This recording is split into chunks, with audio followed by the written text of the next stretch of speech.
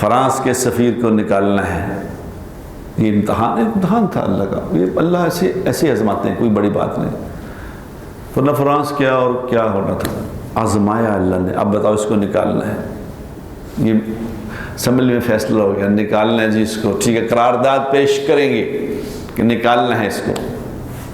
قرارداد پیش کرنے والا کوئی نہیں تھا، کون قرارداد پیش کرے؟ کون آگے ہو کے یہ بتائے کہ میں قرارداد پیش کرتا ہوں تو یورپ میں میرا نام آ جائے کہ اے غسی جی؟ غور کیا کہ بھی اس بات پر؟ پرائم منسٹر صاحب اس دن اسمبلی میں گئے ہی نہیں، جس دن قرارداد پیش ہونی ہے وہ گئے ہی نہیں۔ انہوں نے کہا میں ریاست مدینہ کا چونکہ میں ہوں سربراہ، میں تو جاؤں ہی نہ، چھوڑو۔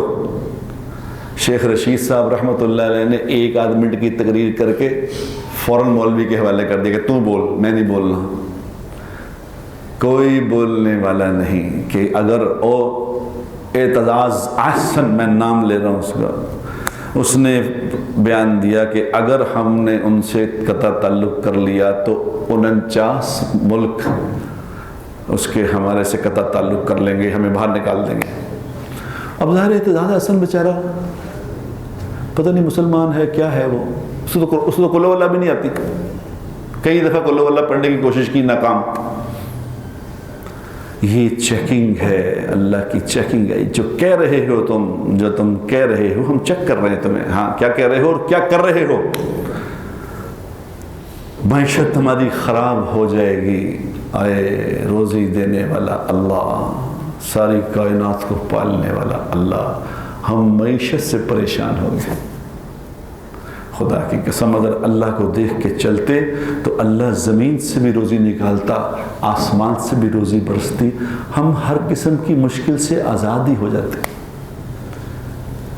اللہ قرآن یاد رکھنا، قیامت والے دن اللہ تبارک و تعالیٰ دلوں کو چیر کے دیکھے گا کہ جو تم زبان سے کہا کرتے تھے اندر بتاؤ کیا ہے اس کے، کیا دھوکے دے رہے تھے لوگوں کو، تم کیا فراڈ کر رہے تھے کہ ہم سب سے بڑے مسلمان ہیں، اور تمہارا یقین یہ تھا کہ اگر یورپ لوٹ گیا تو ہماری روزی ختم ہو جائے گی، یہ تھا تمہارا یقین۔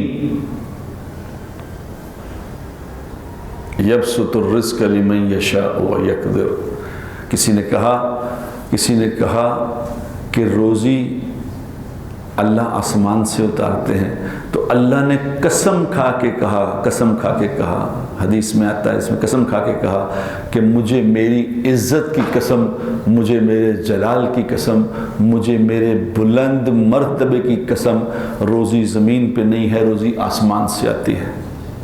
تو کسی اللہ والے نے کہا، اس نے کہا کتنا ہی کوئی بدبخت تھا جس کو یقین ہی نہیں آ رہا تھا کہ اللہ کو قسمیں کھا کے یقین دلانا پڑا کہ روزی میرے پاس ہے، آسمان سے آتی ہے۔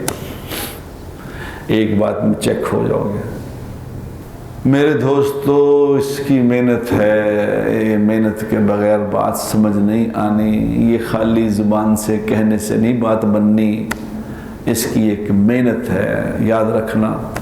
یہ محنت کیے بغیر چلے گئے تو دل خالی ہوگا، دل میں ایمان نام کی کوئی چیز نہیں ہوگی۔ پھر وہ جو ہی قبر میں جا کے لیٹے گا، جب قبر میں جا کے لیٹے گا، بتا تیرا پالنے والا کون ہے، فوراً کہے گا یورپ۔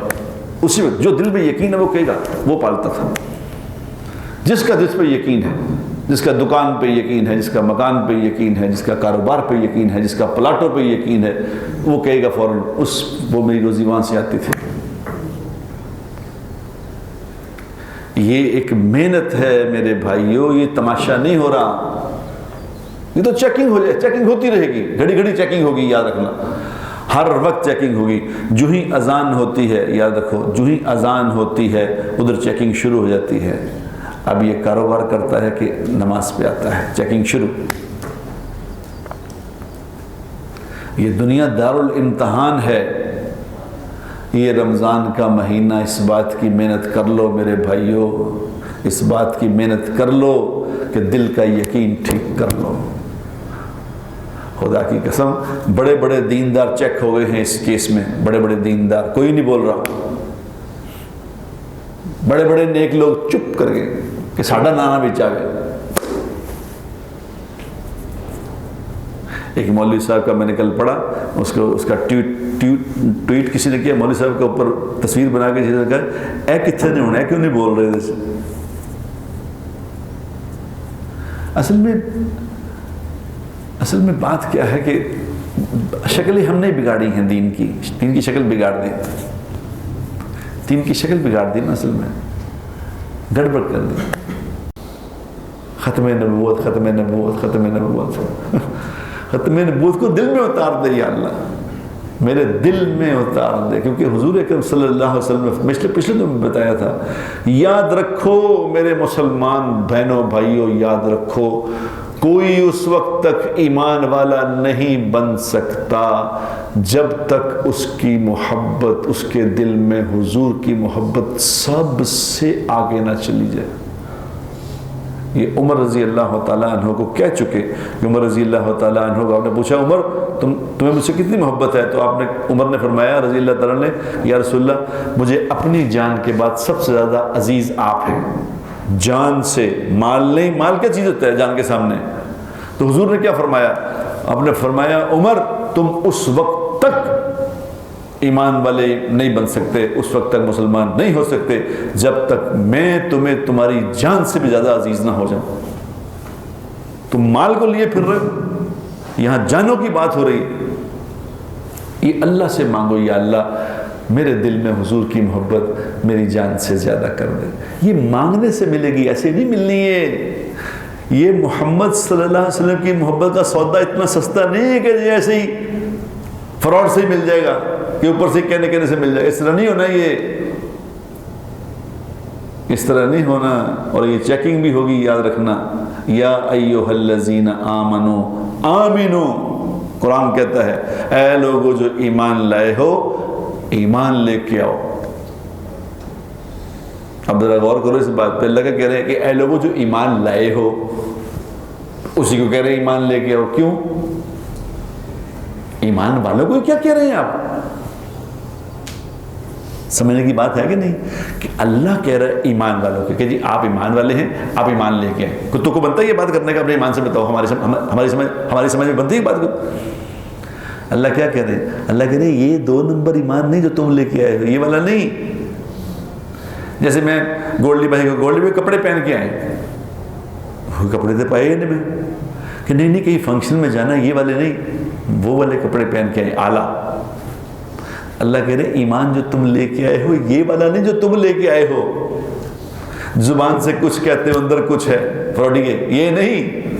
سچ مچ کا ایمان لے کے آؤ، جو زبان سے کہہ رہے ہو دل بھی اس کا ساتھ دے دے.